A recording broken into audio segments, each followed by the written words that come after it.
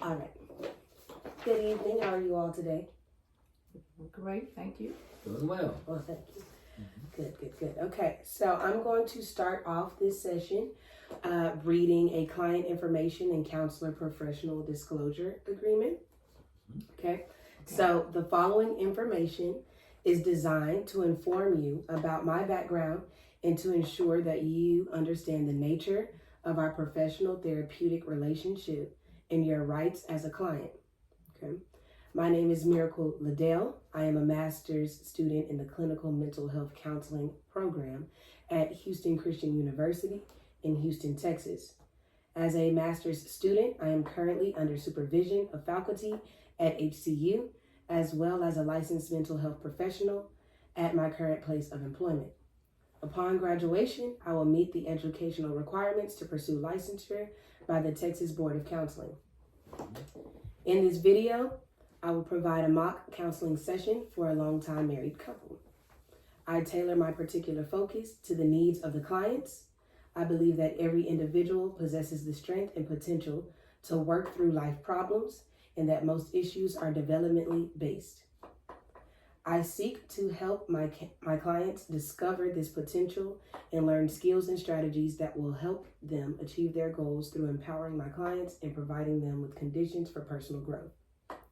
The counseling process involves a collaborative approach, relationship between client and counselor, in an open environment where clients are free to share their thoughts and feelings of honesty.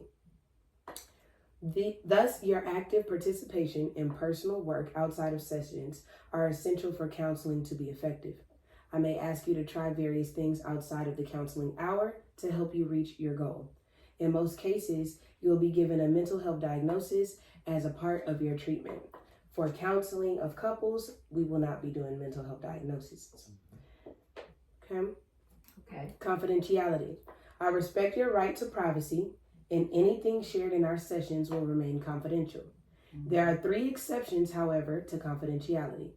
I'm ethically bound to break confidentiality if I believe you are in imminent danger of harming yourself or others, if you report abuse or neglect of a third party who is a child, older adult, or disabled individual, or if I come under court order to release information.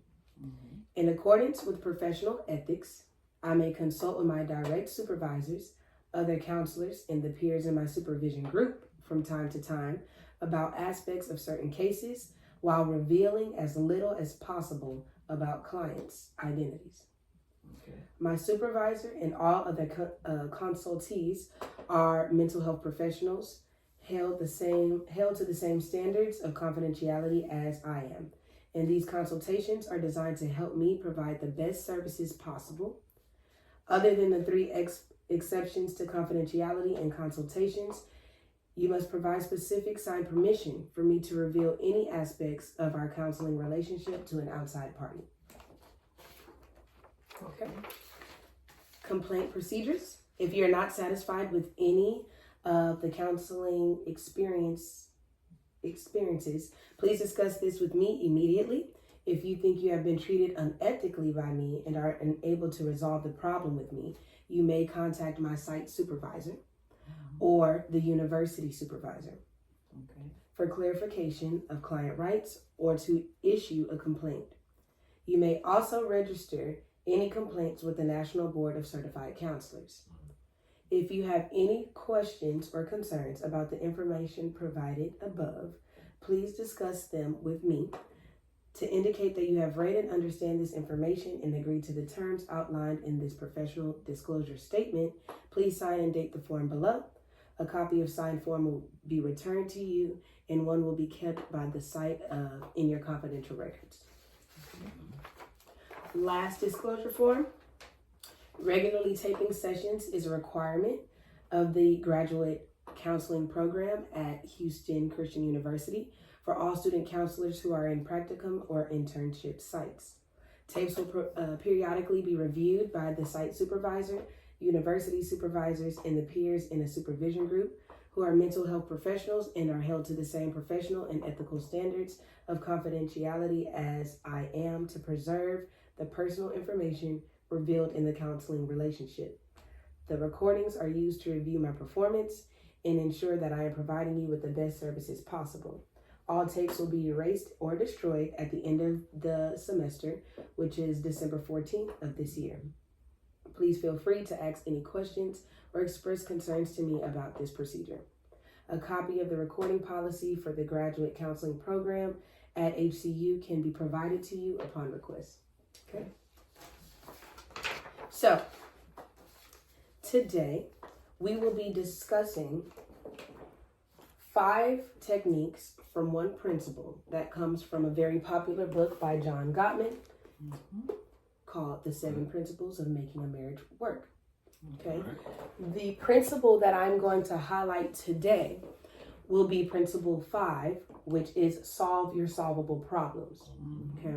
So Gottman, he discusses 7 principles in his book. We have selected 5 for today. Okay. The first step in solving your solvable problems is to soften your startup. So that would look like, instead of having a conversation or a discussion that is started off on the wrong foot, started off heated, started off with the wrong verbiage, which can change the altitude of the whole conversation. Right. So softening your startup sounds a little different because it comes with 4 different steps within that step. So 1, describe the problem. Start off with describing the problem instead of directly coming in and saying this is terrible and forcing blame, shifting blame. Instead of shifting blame, you want to start off by describing what the issue is. Okay.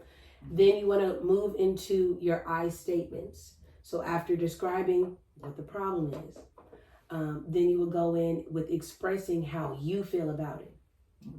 Okay. Instead of, once again, shifting blame. Right. So you want to start off with I statement, which could sound like I am upset or I am disappointed, versus you never did what I asked you to do. That is automatically shifting blame. Right. Okay. The next step after your I statement is to accept responsibility. Okay. So in your I statement, if we're going to go with I am upset because, then accepting responsibility could be something along the lines of I understand how I may have confused you originally, or I should have asked you sooner, or I could have contributed more. That is accepting responsibility on where you fell short in the relationship, task, or conversation, whatever the situation at hand is. Okay. And then the last step with your first step in softening your startup will be being clear, being intentional with what you're saying. So the example that was given in the book about softening your startup was a couple, and the couple, the husband was supposed to do some cleaning up in the house, and that did not happen. The wife came home and there was a lot of arguing automatically, because when she gets home, the house isn't clean, husband sitting on the couch chilling, and she didn't like that. So there's 2 different ways that that conversation could have gone. One is the emotionally heightened version, and then the other one is with the softened startup. So she comes in and says, this house looks atrocious. We have company coming over later. We need to go ahead and knock this out. The words that she chose, we need to knock this out, right?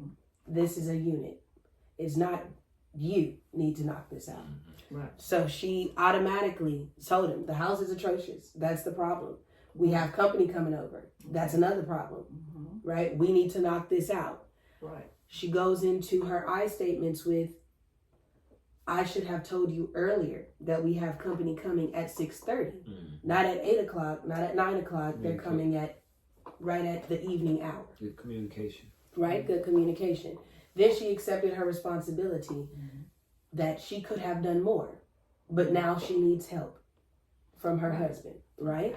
And then she specifically asked her husband to vacuum, to mop the floors, right? So that's giving him instructions, intentional instructions on what it is that he needs to help with while she's knocking out something else, okay? And so this will help with bickering and going back and forth or being emotionally heightened when it didn't have to be that way, when this was a solvable problem, okay? So step 2 is repair attempts, okay? So repair attempts come after you done already got into an argument, right? You've already had heightened emotions. You're upset with each other. Repair attempts are from either party trying to repair the previous problem at hand. So that could be, some people would do it in apologizing. Some people would do it with coming to a medium, a happy medium, on where I went wrong in that argument, where you went wrong in that argument, and how we can do better. Okay, that is a repair attempt, which those are very beneficial with solving problems. And that is the reason why it is number 2 in solving your solvable problems. Okay. Number 3 is to soothe yourself and each other. So once you have made these repair attempts, once you have made the reparations that needed to have been made, you should soothe yourself, and your partner should soothe, as your partners, you should soothe each other. So that may be as something as simple as, we've made the repair attempt, we can watch a movie together, or we can go do dinner, or he might need his own time. She might need her own time. You guys might want to do separate rooms and then come back, because everyone still has their individuality in a relationship. And after your repair attempt, you may not be all the way over what just happened. So soothing yourself might be to take a break from each other in that moment, and to give yourself 10 seconds, 5 minutes, 15 minutes, or whatever it is that you may need. Wind down or reconsider. Wind down and reconsider. Absolutely. And then, so step 4, after you soothe yourself, right? Once your emotions are lower and everyone's calmer, we should be able to come to a compromise. Yes. Right. Because now I've heard your feelings. I've heard your expressions. I know how you're feeling. And I don't want to continue to put you in a place where you feel this way. So we need to come to a compromise or the happy medium, right? Yes. And then lastly, in solving your solvable problems, is to deal with the emotional injuries, okay? And this is probably, me personally, I believe, the biggest point in solving your solvable problems. Because if you don't address what caused the injury in the first place, you risk the chance of re-injuring. So, or in repeating the injury, because we've made a compromise, right? We've had the talk. We've made the repair attempt. But that does not mean that I completely forgot. That does not mean that you completely lose track of what happened. That sticks with you. And sometimes we have triggering words, sounds, feelings, taste, smells that bring up emotions from the past. And what we thought was buried a long time ago is actually very much so on the surface. Is still festering around. So you have to deal with the emotional injuries. Otherwise, we continue to deal with the same problem. Sure. And then it seems that gridlocking and stonewalling will become a part if the issue was never addressed and dealt with in the first place. Okay. So I know that was a lot of information. I know that was a lot of steps. But do you see this as something that can be implemented into your life as a couple? Yes. Okay. Yes. It's doable, and it I think it helps alleviate a lot of unnecessary stress, frustration, and arguments. And I think part of what I hear is communication. Yes. And sometimes, say if the wife say, honey, I want you to do whatever. And that's because the house is dirty or whatever. And then she should give him time to and then she might say, do you understand what I'm saying? And let him verbalize what she's saying. And then that way they're on the same page. Yes. And he might want to do something different other than mop the floors. Right. Mm-hmm. And this is compromising. Mm-hmm. Yes. So, all in all, great session, great tips, great response. Mm-hmm. And I appreciate you all for your time today. Thank you for listening. And hopefully these tips help in the future. Thank you. Yes. Thank you very much for the interview. Thank Which was you. Thank you.